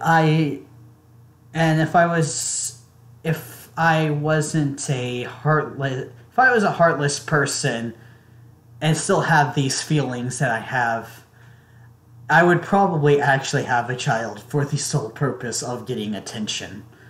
But I don't want to have a lifetime commitment to a child. Now, as far as carrying a kid for someone else, I would be more likely to consider it, but like I said, that would be a really fucked up child. No offense, but it's just... Yeah. As far as being a primary caretaker, I'm not going to say no, and I'm not going to say yes, because I do have that maternally kind of, I like to take care of people and stuff like that. I think I would like to take care of a child, especially because it's kind of like, well, I guess, having my crappy parenting is going to be better than no parenting or really, really crappy parenting. So yeah, even if I wouldn't be the best parent ever, but I would definitely, I'd be better than a lot of people, to be honest. I'm not saying I'd be good. I'm just saying that a lot of people suck at it. Which is natural, because, there's not a guidebook that pops out with the child. So I mean, yeah, but and for instance, it's like I think I might not even be the best loving parent, but that would still be better than being a child of the state or something like that. Because I do care, I just don't really show it the best that I could. So, yeah, I'm not absolutely opposed to it, but right now I'm like, well, thank you, I'm good. Um, like I said, if given the opportunity to take care of a child, um, just because of maybe circumstances, um, if circumstances called for it, then yeah, I'd be okay with it. But I think I've explained this enough. Okay, I'm good. I'm good. We've explained this well enough. Um, okay, next question. Now this one, I don't really know how I feel about it because I'm like, I don't feel like this should be so gendered, but I guess it is going to be gendered. Talk about money. Is it important to you to provide for a family financially if you choose to have one? Is it important to you that you earn more than any partner you may have? Do you prefer to pay for things like dates? Are you uncomfortable when others pay for you or offer to pay for you? I understand why this is a gendered question, but I don't really. I mean, crap like this really shouldn't be so gendered. But I guess it is, so I mean, it's life, isn't it? Talk about money, blah, blah. Is it important to you to provide for? Okay, so if I had a family, for some odd reason, I don't know, I settle down with some other non-binary person, and for some reason we have a child, or something along those lines. Now I will say, I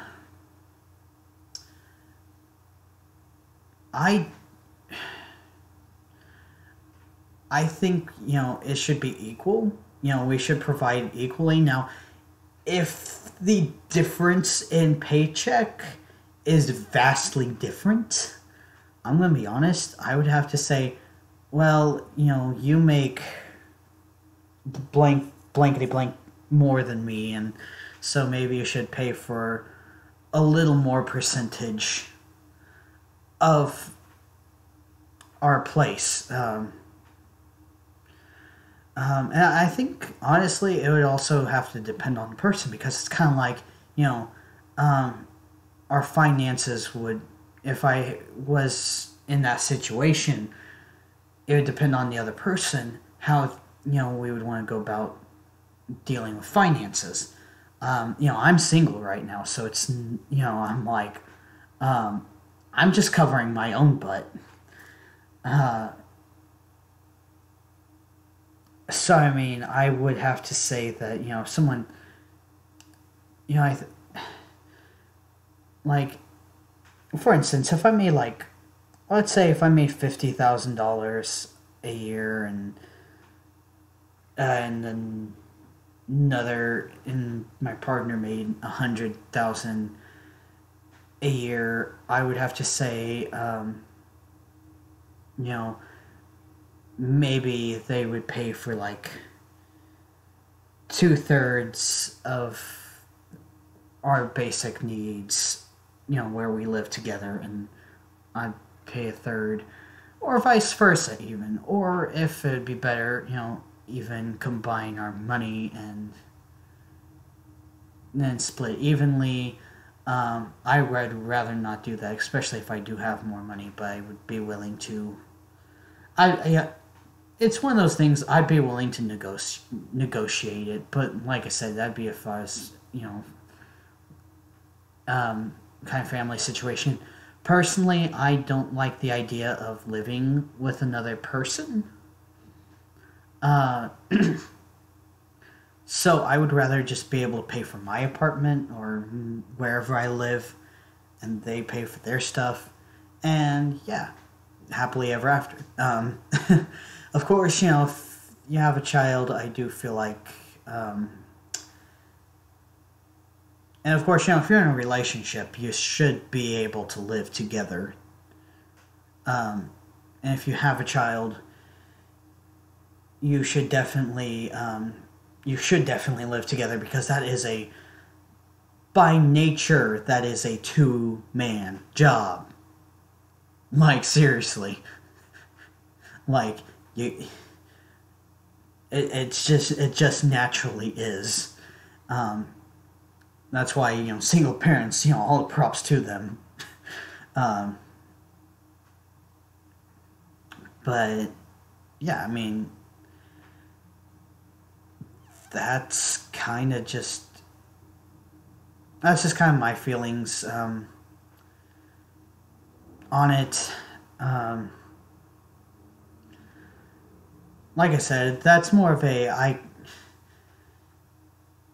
I would have to experience the situation firsthand to really know how I would feel. As far as paying for, actually, let's see. Oh yeah, the next one is, being able to make more than your partner. I'll be honest, I don't really care, as long as we're being fair to each other financially, I don't really care. I really don't.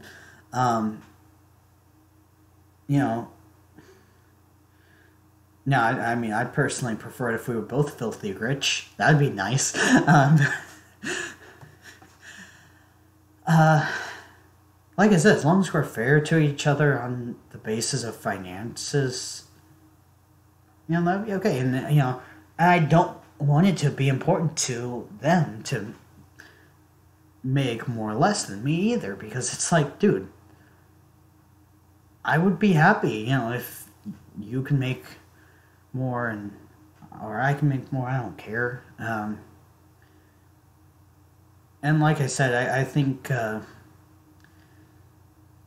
it's best to kind of deal with your own finances. So yeah, I mean,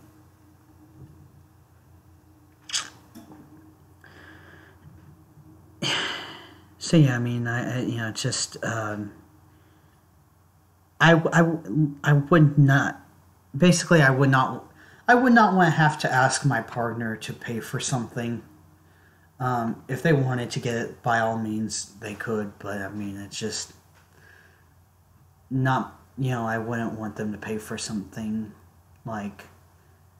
I wouldn't ask for someone to pay for something. Now, as far as people paying for dates, or I'm just gonna be honest, dates, dinner, anything in general, I don't, I do feel uncomfortable. Now this comes from more of a, independent stance. It's not like, I don't feel like I have to be the man. I just feel like, hey, I can cover my own ass, basically. It comes from a big place of, I am independent. I can take care of myself. However, I will say, if I am willing to pay for the same thing for someone else, then I'm not too uncomfortable about it. I'll be a little uncomfortable, but at the same time, I'm like, look, especially when I'm broke, I'm not going to complain when someone pays for me to get food.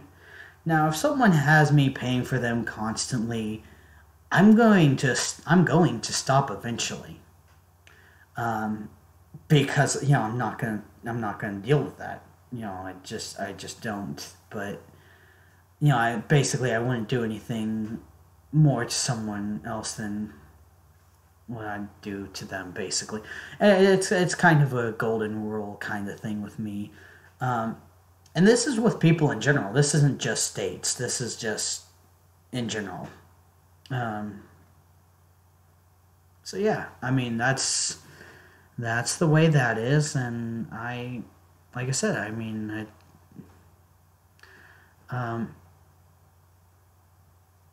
yeah. Um, Next question is anything else you want to share about your experience with gender? Um, as if you guys need me to make this video longer. um, I'm so sorry, y'all.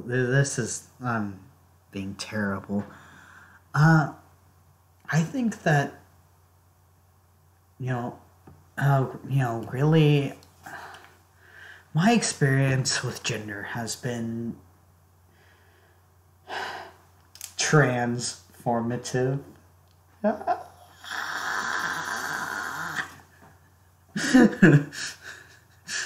I'm terrible, you guys. But no, I mean, literally though, I trying to figure out how,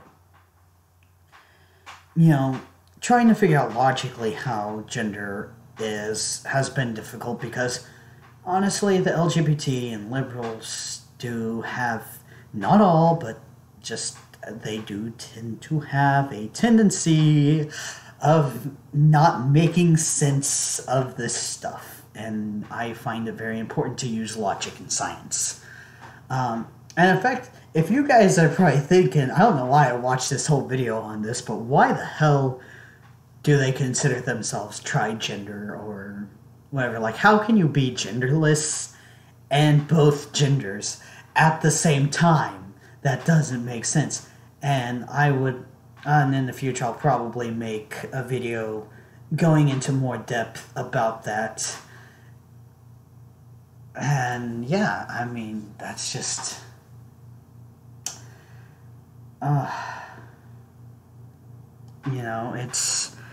it's been a ride. I'll tell you what.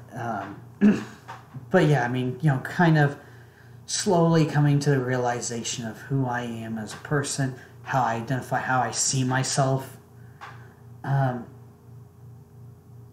now that I've reached this point, I'll be honest, I am really happy with myself. I haven't really been this happy with myself in a long time, or if ever, really. I don't even think I ever have been this okay with myself, I think the hardest thing on me right now is just specifically top dysphoria there, and I'm really trying to get that taken care of, but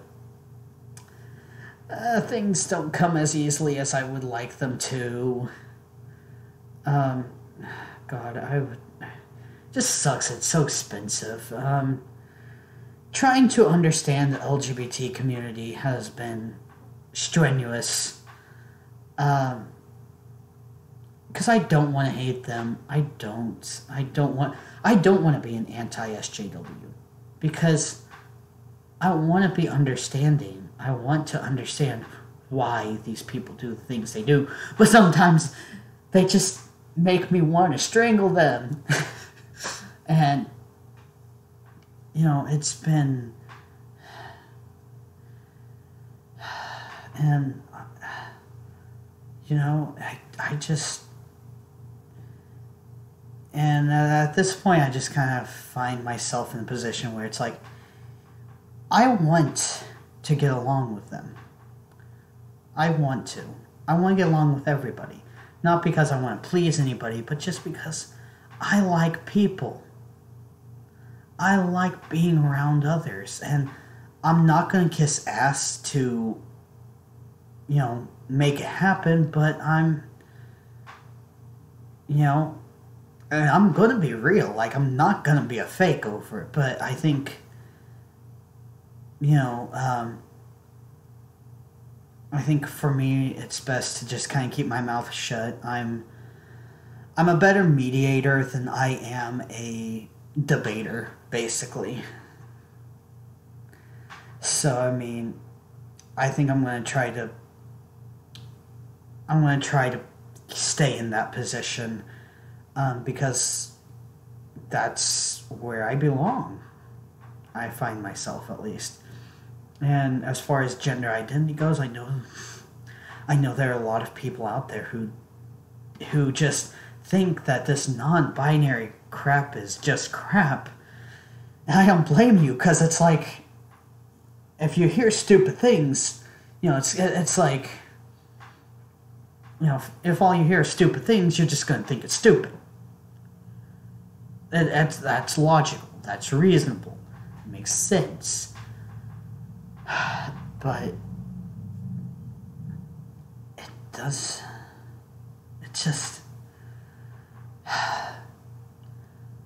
seeing myself not as a boy, not as a girl, but just as a genderless, maybe triple gender. I'm being weird, but genderless with aspects of both genders.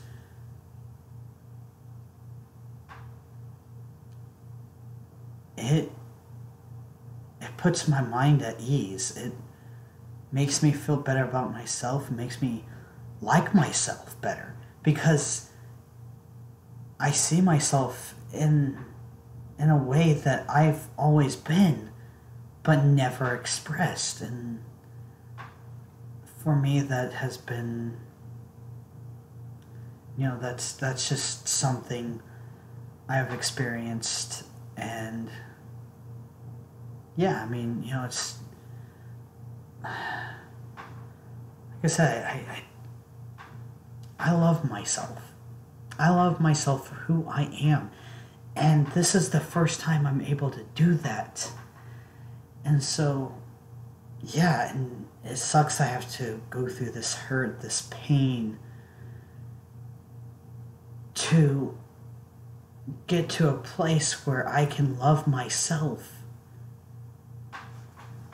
and love who I am and what I look like and all that stuff. But it's life, isn't it? Like I said, I'm really happy with who I am. I just wish my body was reflecting that same thing. And maybe I'll make a video describing dysphoria more, as if I haven't already talked about it enough in this video. So yeah, I mean, I just, oh my goodness gracious. And yeah, I think being back home with gender identity, I do see the hate. I do see the hate that I get. I see the, it's sad that,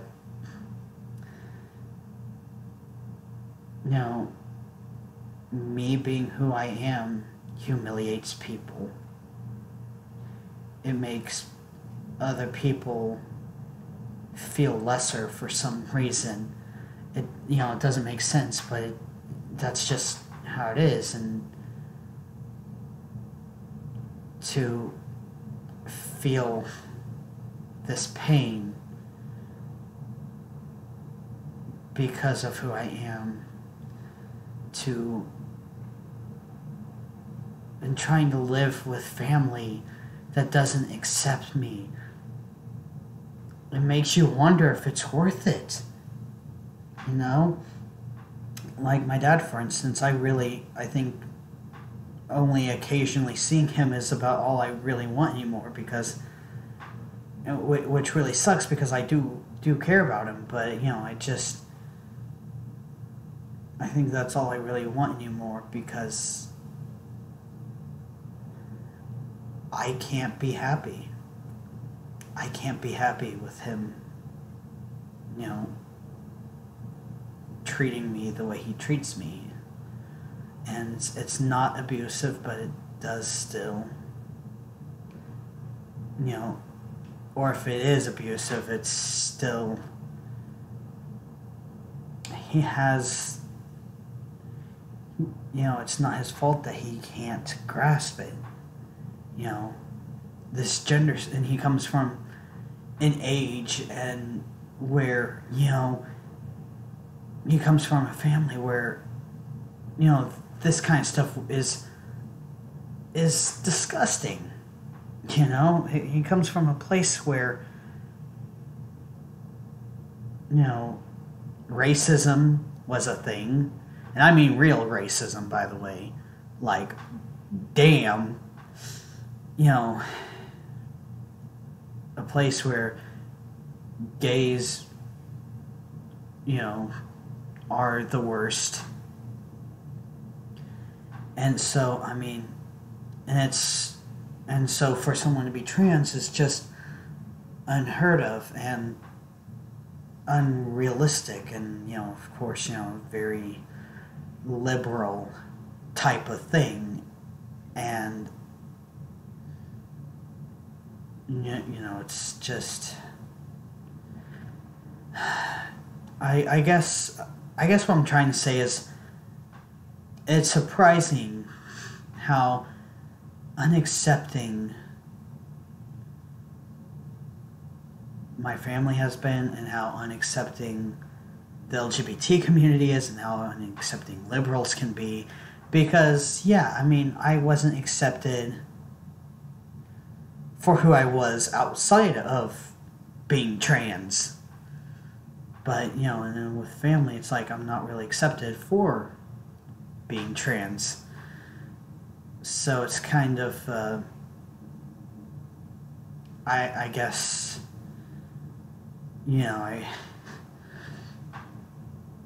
it's kind of a double-edged sword. So yeah, my experience with gender has been so life-changing, because I love myself. For once, I love myself, but others don't. And that's probably the saddest part of it is,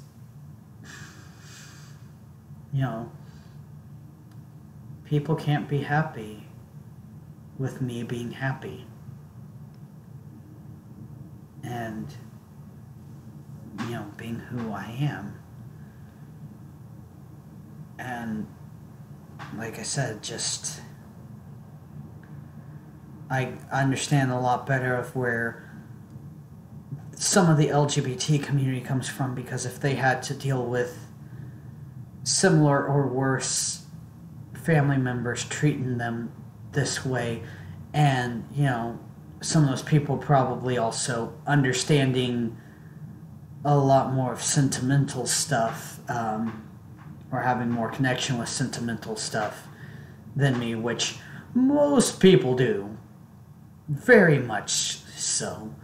I can understand why it hurts. I can understand why it's hard for, it can be hard to be misgendered. It can be hard to be, you're just filled with fear, because the people you're supposed to love and who are supposed to love you and be happy with you being you aren't. And so it's hard, because, it's like, if you can't even expect that from them, then obviously you can't expect that from society. And I just think that's sad. I think it's,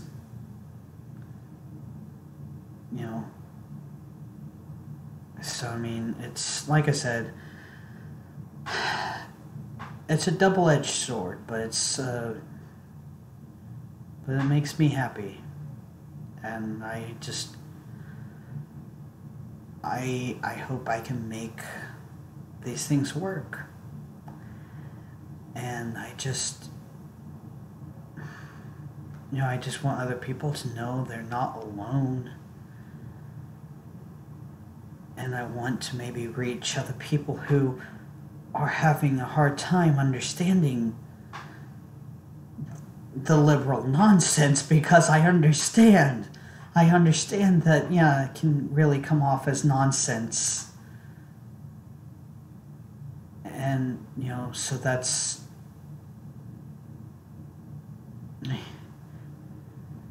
that's just, like I said, I've been doing these different videos to try to help other people understand it better and understand gender better, but I'm not the best. I'm not the best YouTuber. I'm definitely not the best at keeping my videos short, so I mean, yeah. But all I hope is that,